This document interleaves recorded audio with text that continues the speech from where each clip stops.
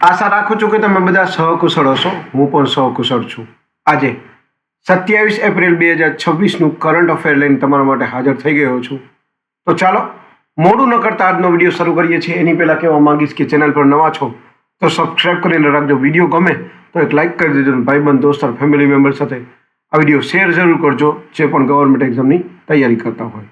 કારણ કે દરરોજ લોંગ વિડીયોમાં કરંટ અફેર અને શોર્ટ વિડીયોમાં જનરલ નોલેજ લઈ અને આવતો રહું છું અને તમને અપડેટ કરતો રહું છું. તો ચાલો મોડું ન કરતા આજનો વિડીયો શરૂ કરીએ છીએ. 27 એપ્રિલ 2026 કરંટ અફેરનો પહેલો પ્રશ્ન છે. બિહાર ક્રિકેટ એસોસિએશનના લોકપાલ તરીકે કોણ નિમાયા? સાચો જવાબ છે હબીકસ રોય. બીજો પ્રશ્ન છે. હાલમાં જ અવસાન પામેલા રઘુરાય કોણ હતા? સાચો જવાબ છે ફોટોગ્રાફર. ત્રીજો પ્રશ્ન છે. રિલાયન્સ એન્ટરપ્રાઇઝ ઇન્ટેલિજન્સના CEO તરીકે કોણ નિમાયા? સાચો જવાબ છે પરમિંદર સિંહ. ચોથો પ્રશ્ન છે. SLN ડાઇવ-X 2026 નામનું સંયુક્ત નૌકાદળ અભ્યાસ કયા દેશો વચ્ચે યોજાયું? સાચો જવાબ છે ભારત અને શ્રીલંકા વચ્ચે. પાંચમો પ્રશ્ન છે. SCO રક્ષામંત્રીઓની બેઠક ક્યાં યોજાશે?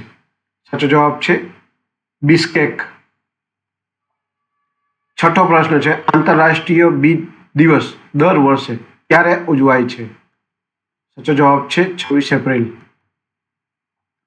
સાતમો પ્રશ્ન છે. નવજાત શિશુઓ માટે પ્રથમ મલેરિયા દવા મંજૂર કોણે કરી?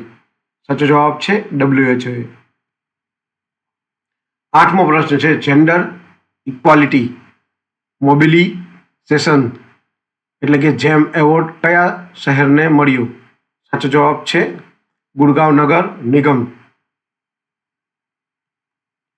નવમો પ્રશ્ન છે. UPSC પાસ ઉમેદવારો માટે CM ઇન્સ્પાયર યોજના કયા રાજ્યમાં શરૂ થઈ?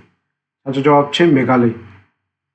દસમો અને છેલ્લો પ્રશ્ન છે. બાંગ્લાદેશમાં મકાઈ એટલે કે કોર્નના ટોચના નિકાસકર્તા તરીકે કયા દેશે બ્રાઝિલને પાછળ મૂક્યું?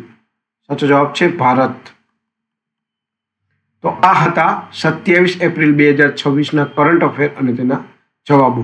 વિડીયો ગમ્યો હોય તો વિડીયોને એક લાઇક કરી દેજો. ચેનલ પર નવા છો તો સબસ્ક્રાઇબ કરીને રાખજો. કારણ કે દરરોજ લોંગ વિડીયોમાં કરંટ અફેર અને શોર્ટ વિડીયોમાં જનરલ નોલેજ લઈ અને આવતો રહું છું. તમને અપગ્રેડ કરતો રહીશ. તો આજ માટે આટલું જ.